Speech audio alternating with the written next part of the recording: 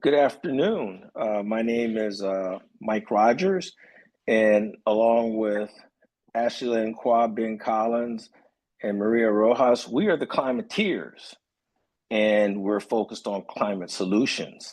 Remember that, the Climateers.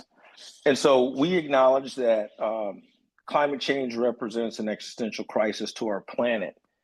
And so for our policy presentation, we focused on building a better business model. And that better business model, the goal there is to initiate or to empower communities, business, and governments to work together. The real key is the collaboration, which would allow us to focus and create sustainable and equitable, resilient climate solutions. And so we started with asking why. And so we realized, next slide, that well-meaning initiatives require funding, and often it's uncertain funding that creates presentations and policies that fail. So we felt that by developing solutions that are not only innovative, but that were rooted in local partnership, local collaboration, that would create the resilience for both the project success and critical to coming up with sustainable climate solutions for our planet. And so we realized that the next slide was stronger together, and it's really that this collaboration of businesses and governments working together that would allow us to create the equitable, sustainable economic vitality that's required for these solutions to actually work as part of our Build Back Better model. And so I will say that, I actually had an example for a real world solution today. They say that life imitates art. And so as I was in the office today, I had an opportunity to speak with Sunrun, which is a solar panel renewable energy company. And I also had a chance to meet with some folks from Surfrider Foundation, and their local community advocacy organization. And me being in state legislator was actually sort of kind of able to realize how working together we can create those sustainable solutions. But what I'll do at this point is turn over to Ashley, who will talk about a brighter future and moving forward.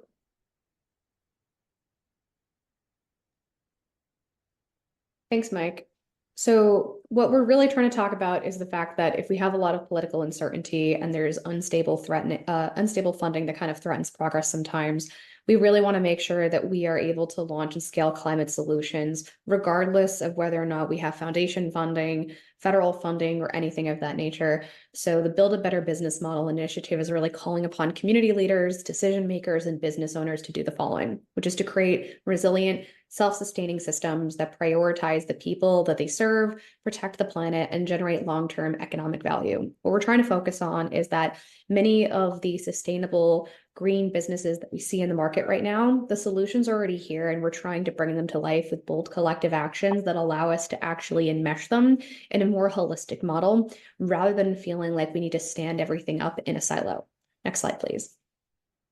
And so to do that, there's this urgent need for action. So again, we've already mentioned that we have funding instability. We've been talking about this a lot. We have escalating climate impacts. And I would be, preaching to the choir at this point if I was to kind of talk to you folks about that. But at a base level, we're talking about the devastating effects of climate change and resource scarcity. So if we have this time-sensitive collaboration, we really want to make sure that we're building public-private partnerships and mobilizing collective action. But that takes time.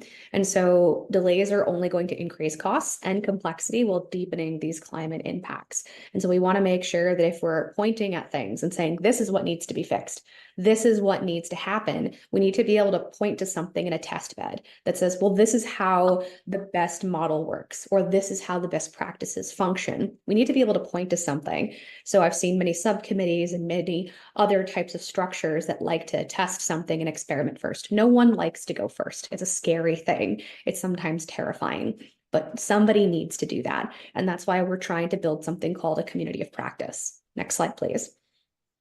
And so if we have proven climate solutions that already exist, but they're underutilized due to these outdated business models where everyone tries to stand something up and it either doesn't make enough revenue and it falls right down, or it doesn't actually serve a community, so nobody utilizes it, or it's actually being fragmented and there's barriers, there's no market entry. But we want to invest in self-sustaining climate solutions now in order to generate economic growth, create jobs, and position communities as leaders, so that way there's long-term sustainable growth. And we're trying to enmesh that. Next slide. And so to do that, there's this theory of change that needs to happen. We need to do something that's never been done before. And this is the uniqueness of the model. It's the fact that we're kind of peeling back some of the layers and unknitting some of the process as it's already existed. And so if you have vulnerable populations, especially underserved and marginalized communities that bear the brunt of these climate impacts, you kind of have this reinforcing of systematic inequities that are urgent.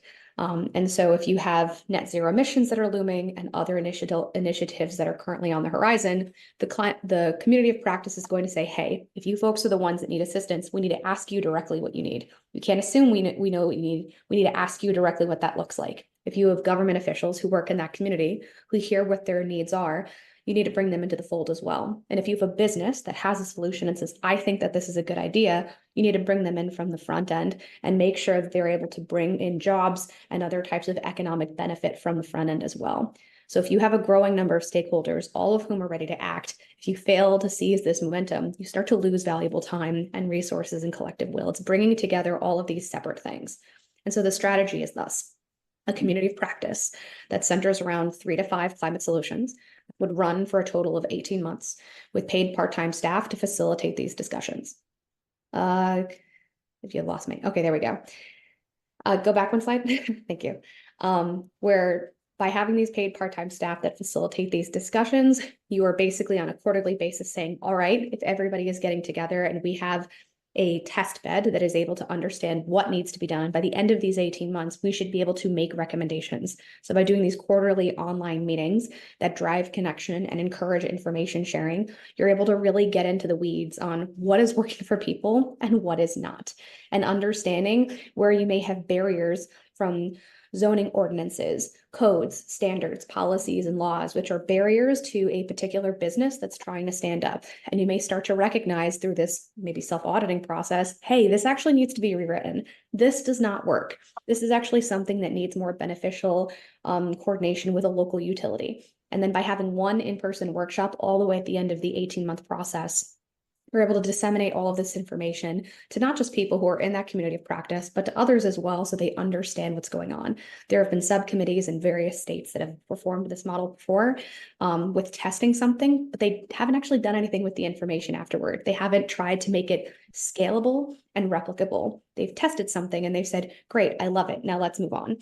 And so a white paper would develop what something needs to happen and take a fresh look at that journey and then make sure that it is replicable and scalable for others in the industry. So that way, if you're doing solar, if you're doing wind, if you're doing something with transportation, it's a climate solution agnostic kind of approach to make sure that anybody can be brought into the fold. And these recommendations would be scaled for any type of policy. This is meant to be more of a zoomed out type of model. So that way it doesn't matter what you're trying to look at, you can still move forward with it. And so it's trying to make sure that you can encourage sustainable business practices from a policy agnostic perspective. Next slide, and I'm going to hand it over to Ben to kind of talk through what that participant structure is going to look like. Thank you, Ashley. Okay, so community of practice, and I think this is one of the key parts of our presentation here. So you need to have the right people to make the best policy.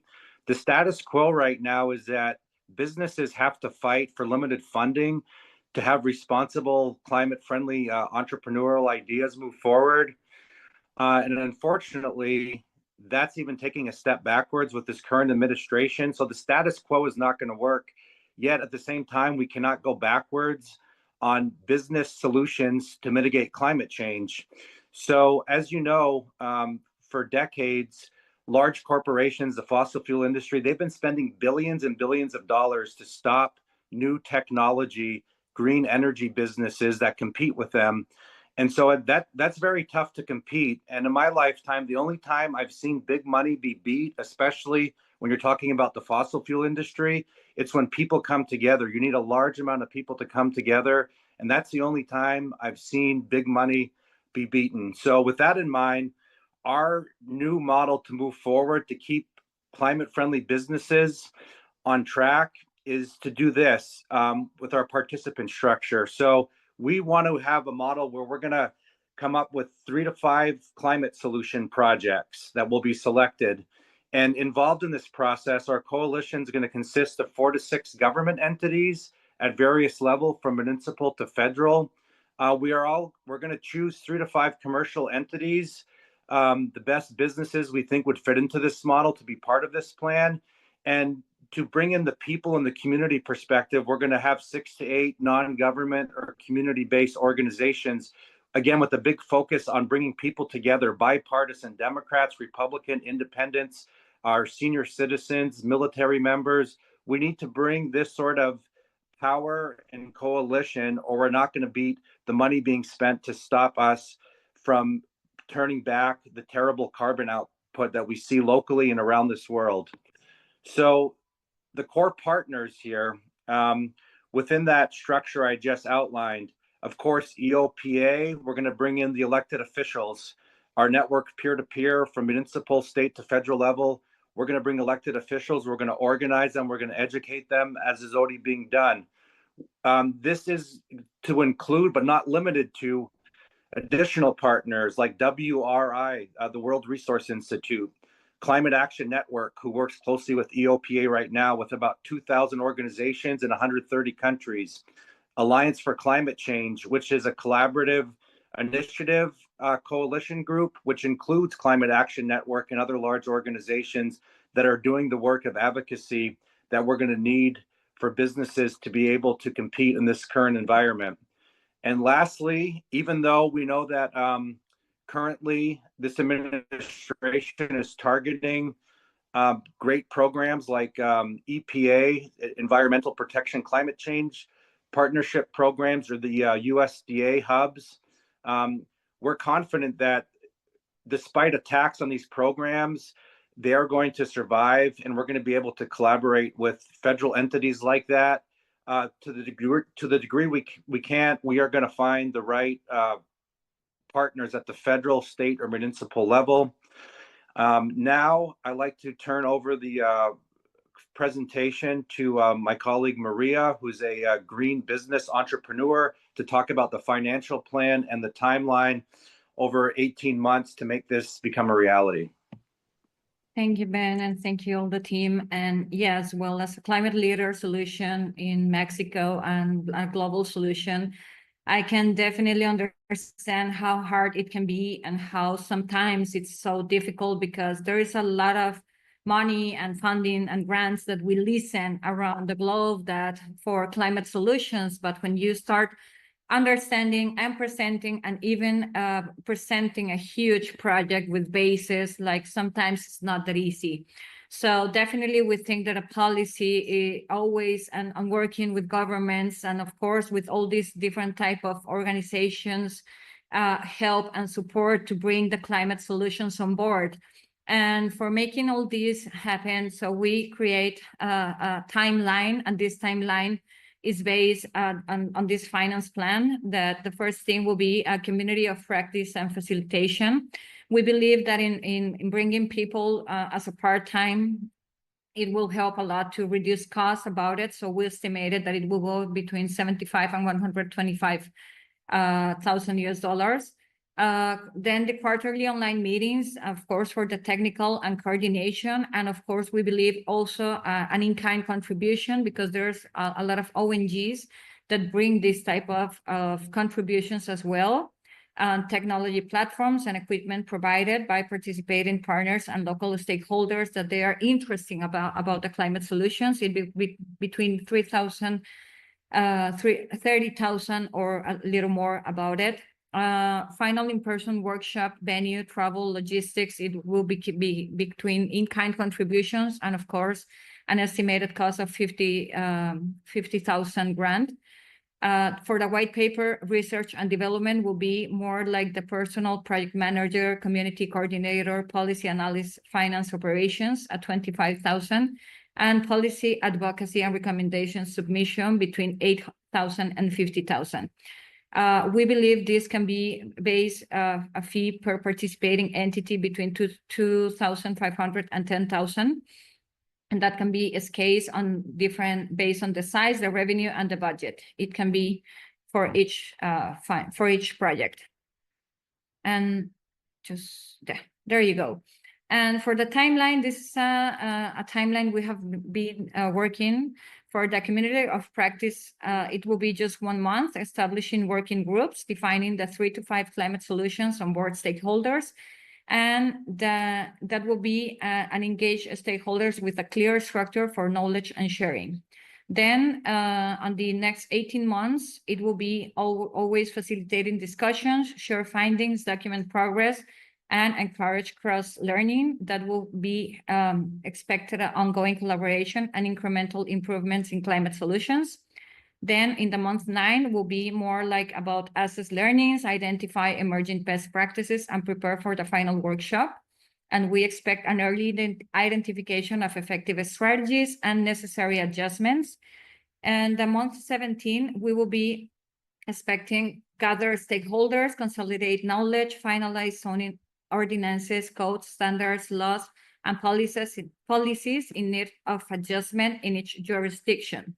And we expect a consolidated report of key learnings and tested solutions. Then for the white paper between the months 16 and 18, we'll be analyzing the insights that document replicable and scalable methods, draft the white paper, and we expect a comprehensive white paper outlining effective and scalable approaches. And then between the month 18 plus, the policy recommendations and advocacy. So we will be submitting the recommendations to local, state, and regional offices for policy refinement. And we expect a refined policy proposals addressing barriers to climate solutions. And well, our core team right now, we are, well, actually Lynn, Benjamin Collings, Maria Laura Rojas, and Michael Rogers. And for finishing, this is a project we are putting as an example. This is a company, our company CRDC is working with this company as a JV, and they are projecting a huge project for waste to energy plant. They will be processing around 400 tons per day. And one of the things that I had learned for making all this project is that sustainability has to be in some part as a business and not just as a grant or as something that we just have to do because the planet needs us. It has to be something that it has become sustainable, but also it has to be sustainable for the long term. So definitely, this is an example just in some finance project that they bring to us. They will have different technologies like pyrolysis. Let me bring it back, like pyrolysis, a CRDC plant, water treatment tower. So they have different technologies for climate solutions, and like the investment for companies that they are really interested about investing. They came also and they work together with the organizations, with governments as well, and of course with private equity or investors. So thank you very much. I think